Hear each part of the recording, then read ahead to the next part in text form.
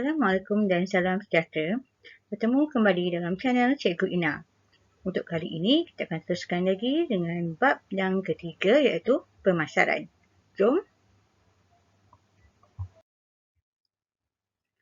Untuk kali ini, cikgu akan hanya menerangkan berkaitan dengan menentukan sasaran pasaran dan campuran pemasaran dan pelaksanaannya serta penilaian dalam sasaran pasaran. Okey, bagaimanakah untuk kita menentukan sasaran pasaran? Okey, sasaran pasaran adalah satu perancangan membuat segmentasi pasaran untuk mengenal pasti pasaran sasaran yang sebenar. Okey, sasaran pasaran ialah memberi fokus kepada pengguna dalam proses pembelian produk. Ini bermaksud kita perlu mensasarkan siapakah pembeli ataupun pelanggan yang kita nak tumpukan ataupun fokuskan. Okey, sasaran pasaran terdiri daripada pemasaran tidak dibezakan, pemasaran dibezakan, pemasaran tertumpu dan pemasaran mikro. Contoh, menjual produk berkualiti kepada golongan pengguna kelas atasan. Itu kita sasarkan kepada pengguna kelas atasan. Okey, kita tengok pula apakah itu campuran pemasaran. Okey, kita biasa mendengar berkaitan dengan campuran pemasaran. Campuran pemasaran juga dikenali dengan 4P.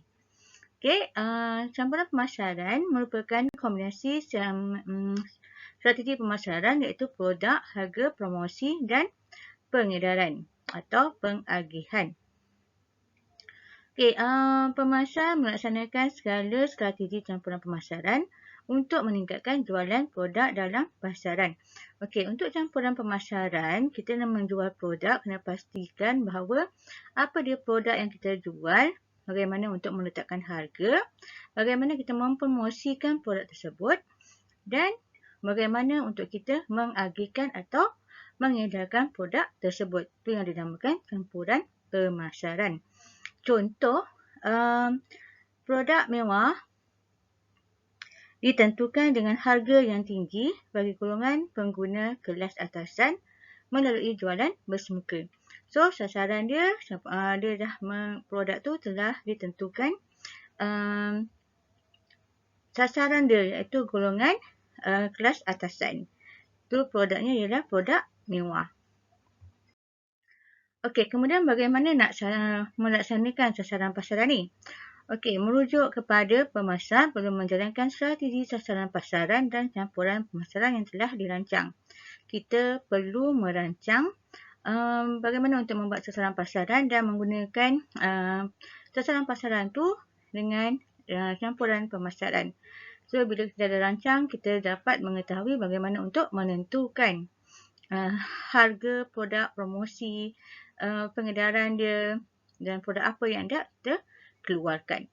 Okey, sasaran pasaran berfokus kepada siapa, di mana dan campuran pemasaran merujuk kepada bila, bagaimana dan mengapa.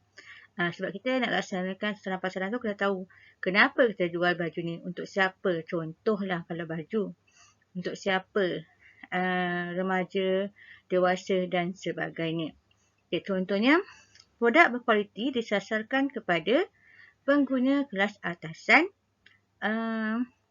yang berada di bandar. Okay, sebab kita fokus kawasan bandar dan campuran pemasaran kepada masa yang sesuai yang dijual dengan menggunakan kaedah promosi yang tertentu. Sebab kita kena gunakan kaedah promosi tertentu bergantung kepada jenis produk dan sasaran yang kita perlukan. Okey, kemudian penilaian. Ini yang terakhir untuk kita menentukan sasaran pasaran, kita kena nilai.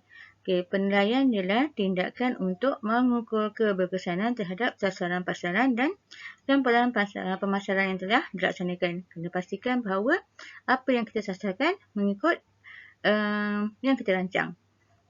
Okey, pemasar dapat mengesan kelemahan pelaksanaan sasaran pasaran dan campuran pemasaran tersebut dan dapat membaiki pada masa hadapan. So, bila dah sasarkan pasaran, dia tengok apa masalah yang berlaku. Kenapa berlaku masalah ini? Dan kita boleh perbaiki untuk masa-masa akan datang. Contoh, jika strategi promosi bersemuka tidak sesuai, pemasar perlu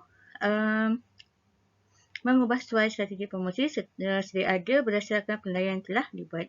So, kita akan tengok apa yang berlaku bila kita dah tentukan pasaran, tentukan sasaran produk mana, kat mana kita jual, dan kita akan tengok berjaya tak apa yang kita rancangkan. Kalau tidak berjaya, mungkin ada kesilapan yang berlaku. So, tindakan pembetulan perlu dilakukan.